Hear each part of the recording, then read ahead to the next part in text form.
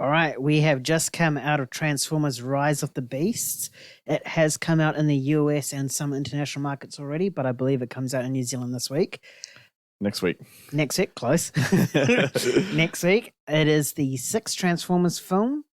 It is one of the, it can fall, is it the sixth? Seventh. I mean, if you include Bumblebee. Excluding Bumblebee, that's more of a spin off. It's a sequel to Bumblebee. It is the seventh Transformers film in the franchise, and the trailers made it out to look like as it was going in a different direction. James, did you think it looked as if it was going in a different direction? I know that you were quite excited for this film before in our previous podcast. Did it live up to that expectation of yours? I just want to make it clear, I was not looking forward to this movie, at least not until about 2 weeks ago. The reactions came out. I took it with not a grain of salt, but I was like, oh, this might actually be quite a good movie. And then, I heard more reactions, and obviously people in the US had seen it, and, I saw the A- cinema score, I saw the 92% audience score, and the audience seems to really like it. So, yeah, by, today I was like, I told you, straight before the movie, I'm like, oh, I'm actually quite hyped to see this now, just to get a good Transformers movie and a movie that could rival what, the 2007 Transformers was. Bumblebee feels like a spin-off, and it still does after this movie. All these Transformers movies, they take place in the same timeline. At least this movie is a prequel to Transformers 2007 and a sequel to Bumblebee.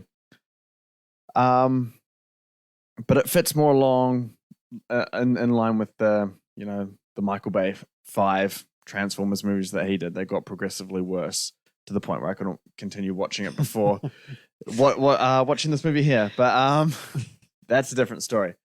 As for this movie, in terms of the direction, it is almost exactly how I predicted it when we had our most anticipated podcast back in December last year. I know you and at the time Kyan were quite concerned about another Transformers movie, and that's very clearly justified. The trailers didn't do it justice at all. We know that. I had said that they may take the lessons from Bumblebee and apply it to this movie, and I think they did. I think they learned not to they learned to have lovable human characters and have really more grounded action, not so massive scale, although this is quite big scale at times, but the focus never drifts away from the main core of characters. So I'm not going to go as far to say it's better than Bumblebee. I don't think it is. And I don't know how you could be if you're trying to include all these, Decepticons or Terracons, Maximals, and Autobots. It's just, you can't get a good character-driven story there. But as far as Transformers movies, including all the groups and all the Transformers, whatever you want, I think it rivals 2007. I think I probably need to see it again. I probably need to let it sit with me a bit to really see if it lives up to it. But I think there are factors where it rivals it. Straight off the bat, I'll say 2007 has better visual effects. I watched that movie recently, man, and I watched it in 4K, and I was like, wow, this is just so good. And the other one's good, but the first one, it's just, maybe it's the way he captures it. Because it's so new. Pardon? Because it's so new. What, when the Transformers first came out, it's just so new. Like, no one's seen anything. I'm thinking it's a bit of a mix between, it's that first moment, that first reaction, you kind of see that in a live action kind of format. And then also the way that Michael Bay captures it in that first movie, it's really on the ground at the human eye level, and you're seeing these things transform slowly in front of you. But so it doesn't really rival in terms of visual effects, although I do think the visual effects are better than most of the big blockbusters we get today. And, this had I think a budget around 180 to 200 million. I think it used it pretty well. As for the story, it's pretty much it's pretty much a Transformers movie. I don't really need to say more than that, I guess. But I thought the way it built up, the stakes was fine.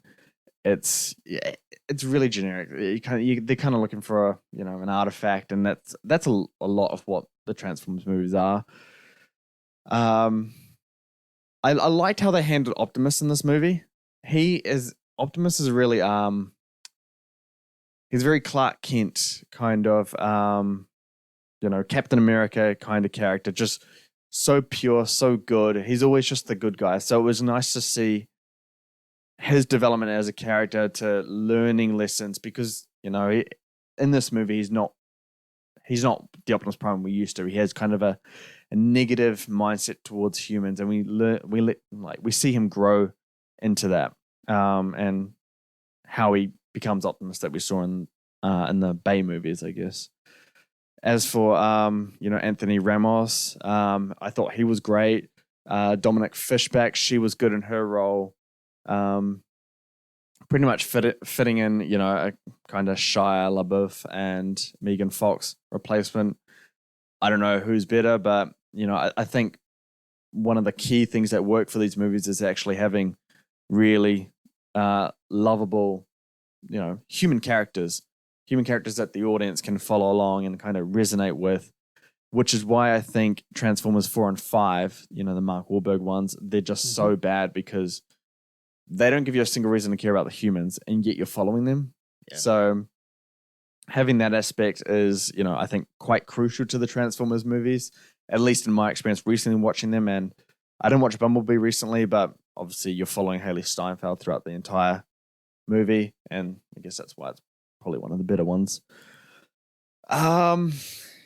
Just carrying on from that, I think, the production design, especially in terms of location scouting, having it, some parts filmed in Peru and stuff like that was really cool. Obviously having Machu Picchu part of it, I think it made it more interesting rather than just having it in downtown Brooklyn area, which I think is pretty generic in terms of a choice of location if you want like a Transformers end of the world kind of battle. It's always New York, so having it there was pretty cool. It's obviously an introduction of the Maximals and stuff like that. I thought it was a good addition. There's obviously flaws with this movie. I think the biggest praise I can actually give it is the runtime. Yeah, I think a lot of blockbusters need to take a note or a page out of this book here and be like, okay, it was under 2 hours, and not a single moment's wasted. If this was Michael Bay, it would be at least another half an hour to 45 minutes tacked on talking about Cybertron and electron energy, and it's just stuff we don't really care about. The movie explains it very briefly, enough for the audience to understand, moves right along, follows the characters and stuff like that.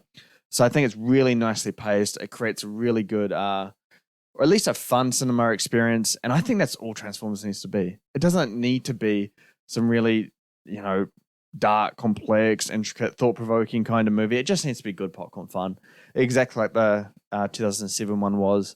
And I compare this franchise very similar to Fast and Furious, and we know Fast and Furious is at its best when it's creating good popcorn fun. Nothing more than that, and doesn't need to do it. When it tries, it fails.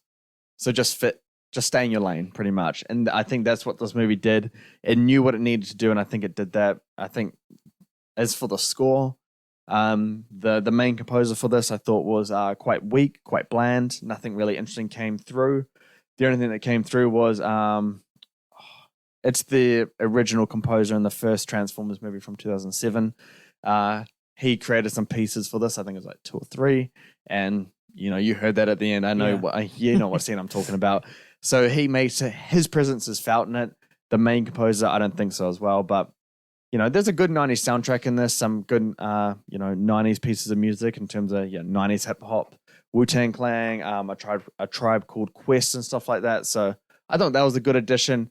I think it fit, but sometimes it felt a little bit out of place, but it creates some comedic moments and fun moments as well. And you'll know what we're talking about when you go and see the movie. But sorry for rambling on, Nam. What did you think of the movie? I wasn't that impressed with it. I do think it is better than what we've gotten in terms of 4, 5, 6. I think it's infinitely better than any Mark Wahlberg Transformers film for sure. Easy, yep. I still think, my personal opinion, Transformers 1, the 2007 one, is still a bit better. because this one obviously took elements with it and tried to make it different, but those differences didn't quite make it as good. And I think you can never beat the original. You know, I mean, it introduces. I think it's pretty easy to beat the original. It's not that great. Yeah, that's true. But Yeah. I mean, Transformers, the bar set so low that no one has even been able to top it. Except for Bumblebee. Yeah, that's an exclusion though. This is a sequel to Bumblebee. It's a prequel though. Pardon? As in Bumblebee was a prequel. This is a prequel to Transformers 2007. I guess it could, yeah. Yeah. Yeah, forgot what I was saying. So I just gone to the actors. I thought Anthony Ramos was really good. I quite enjoyed his character, you know, who's similar to Shia LaBeouf, except a bit more, you know, confident in some sort of scenes and whatnot. And I think his comedic timing was pretty spot on. Don't know the chick's name. Dominic Fishback. Yeah, I thought she was good as well, you know, as that sort of like archaeological, historical sort of nerdy type of character. Yeah. I thought she did that role very well, and I think she balanced really well the Autobots and what is it called? Maximals and the human characters as well. Visuals, I really liked the way that the Transformers transformed. I think that's always just going to be a visual spectacle, but when it's like real close up, I noticed that when we got to Optimus Primal, the gorilla, in the close up, it looked very bad, like the CGI and just like the greens behind it. It looked very didn't look like it didn't look good. And then obviously at the end with the lava, that was horrendous. Like Lord of the Rings is a better lava than that. So that was a bit of an eyesore. I agree with you in terms of the sound and the score. I think the soundtrack, the 90s, some of the song choices were well. I just think in the third act they try to cram too many in. I think in the space of like the last, I don't know, like there was a space in that third act. Within 10 minutes they had like about 2 or 3 songs straight after another. So that was a bit dumb, considering that one of the songs is supposed to be a big moment for a certain character, and then it just played out to normal score and then just went straight back into a soundtrack. It was a bit weird. I like the picks for the songs. Yeah, me too. But just the mixing and how it flows. Yeah. And I do miss the original transforming sound. You know, the whole that was in this movie. Yeah, but not as good as like the first one. Yeah. It is great sound design. I do miss that, and I wish they bring it back for any future Transformers that they may do. Yeah. In terms of the actual score itself, I agree with you. It was pretty bland and whatnot, you know, until like, you know, the Transformers theme came on, and then that's when you're like, oh yeah, this is an actual Transformers film. Yeah. I think Unicron was a bit wasted. I know that he's like one of the big, like he's the big one, yeah. Big Transformers people, and he just ends up doing nothing really and just leaving doors open for more films, I guess, which is a bit annoying. I believe it's planned as a trilogy. So this is the first of a trilogy. Yeah. I think they are setting up Unicron to be the kind of big bad of this new, I guess, prequel Transformers era. Yeah.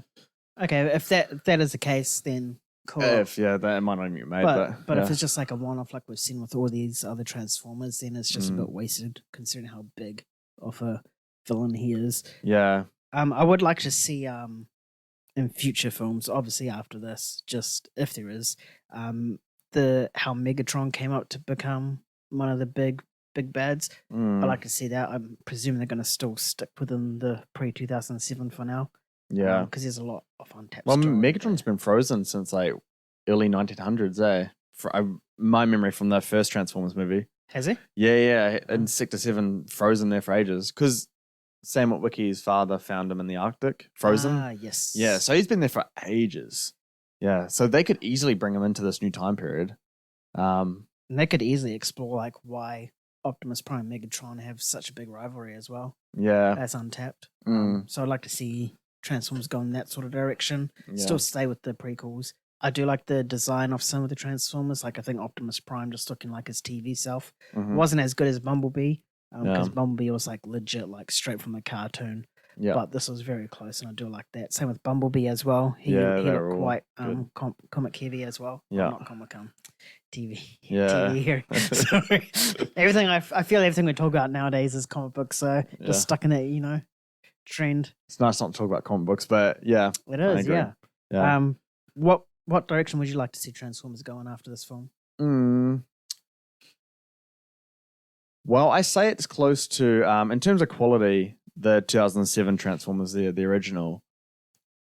And that's not like high praise or anything. I'm not saying it's like a 9 out of 10 or even a 7 out of 10. They have so much to improve the Transformers movies, and to find the right formula, I think it's very hard. I was watching all these movies, I'm like, how can they make it work? And we know that, at least human characters that you can resonate with is part of the puzzle. So I would like to stick in that direction, but I do not want to follow the same set of characters every time. We saw it with, the Witwicky family. It just didn't. It got very tiresome over three movies, yeah. And even Mark Wahlberg's characters. Have a new set of characters be a part of it. My overall feelings about this movie and the Transformers franchise in general is that they're stepping in the right direction. It's baby steps at this point, but I think it's trending in the right direction, and hopefully they can use what people are finding great about this, what people found great about Bumblebee, and kind of, keep pushing it in that direction. As for the story itself, I kind of agree with you in Unicron. I'd rather he just be mentioned rather than seeing the physical form of him. Yeah. I'd rather see, Scourge kind of be like the main guy. Yeah, and be like, oh, I have to take this to my master and stuff like that. Sort of like, the Steppenwolf to the dark side, Yeah. And guess Loki to Thanos and stuff like that. Kind of teasing the big bad. Maybe have him as a post-credit scene or something like that. Yeah. I think because I don't like end of the world stakes in movies, because we just get it far too often to the point where like I'm not worried at all about the end of the world. So I'd rather feel it or have more of a build up to it. But yeah, I think Unicron's obviously going to be the big bad, moving forward in whatever this franchise is or whatever it wants to be. Question for you: would you rather them continue this kind of Beast narrative, trilogy, or set of films, or would you rather just spin-offs in different points of time around Earth, perhaps Cybertron? What would you prefer this franchise to go on? They're both good ideas. I feel the Beast didn't quite resonate with me as it should have. I know they're like really popular in the shows and stuff. Yeah. Same with the Dinobots. I definitely think that they fucked Dinobots so much as well. I would like prequels of like different sort of characters, like not just set for Optimus Prime, but we get to see other Autobots and different ones. And then maybe they eventually all come together. It all gets wrapped up in a big Transformers movie where Optimus is there. And the MCU formula. Yeah. So to speak, yeah. But I think there is a lot of potential in this prequel. I mean, they've got a lot.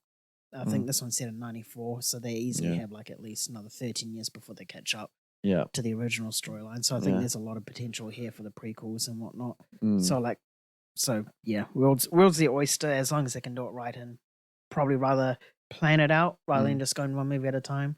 I think that will be a key into making this Transformers a very successful franchise, is actually planning a story arc in full rather than just being like idea. Yeah, definitely. But it is very nice just to see a franchise that has been really bad for a long period of time. And a lot of people don't count Bumblebee because it is, like you say, a spin-off. And so whenever a Transformers movie has the word Transformers in it, people assume really bad stuff. I mean, and it's so nice to actually just have a movie where it's like, it was decent. It was pretty good, at least for a Transformers movie. It's good. Yeah. So as long as if they just stay in this lane, I'm fine with it. I know I can go there for 2 hours to the cinema and just have a good time with it. Yeah. I also like how it wasn't 2 hours and 2.5 hours. Yes, 2 hours 45. The Michael Bay stuff. This was just like, I think it was just a little over 2 hours, and I think it's an hour 58. I'm pretty sure. Oh, is it? Yeah. Oh, okay, yeah. Because I know I went to the bathroom and I knew I was going to the bathroom in the third act, and by the time I came back, it was like sort of wrapping up. I was like, holy shit! I only went for like 2 minutes, and it's like wrapping up already. You left in like critical moments as well. Did I? Yeah, like the Autobots. I can't say the exact scene here. I'll tell you after this. But yeah, I mean, I guess cool scenes. But right. Yeah, no, man. I think that's one of my biggest praises that I can give it, is that it didn't make this movie super dense and super long.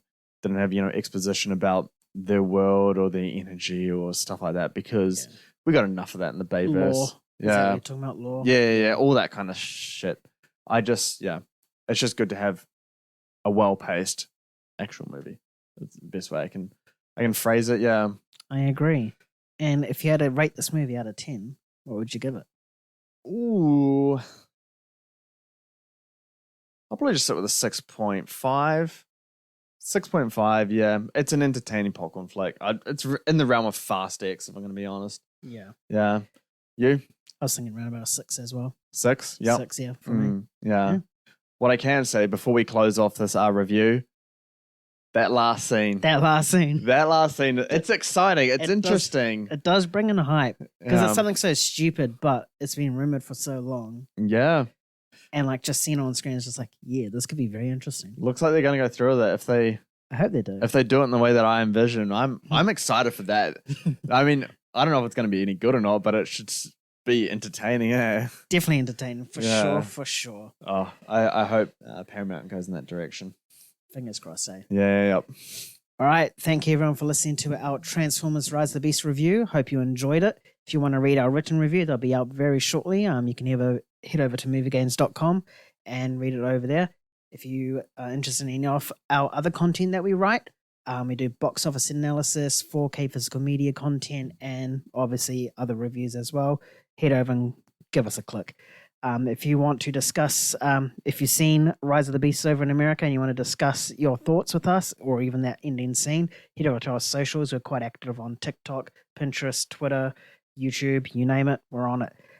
Give us a DM and we'll be more than happy to discuss with you. And if you like this podcast version of us, we have an actual podcast called Let's Be Real. So head over to Spotify, wherever you pod from, and search us up and give us a listen. Thank you everyone for tuning in today, and we'll catch you next time. Peace. See ya.